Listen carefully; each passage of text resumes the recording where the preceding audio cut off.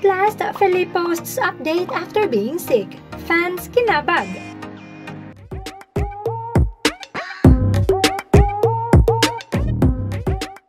Eto na nga, nagparamdam na si Felipe matapos ang kanyang pananahimik after his event in Japan at pagka-uwi sa Pinas na nagkasakit. This could mean he's feeling much better now.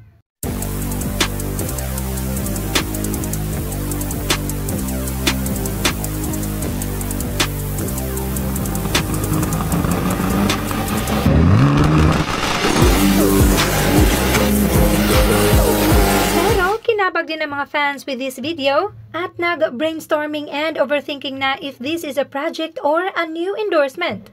Pero kalma lang dahil it looks like this is just part of the game he's playing in GTA 5. Pero malay natin baka sooner or later, may blessing na namang matatanggap ang ating rockstar. Di malabong mangyari dahil usually kapag nagpo-post etong si Felipe ay may kaakibat na meaning yan. Yeah, I do this for fun. Yeah, how could the bitch ain't up the bed? Yeah,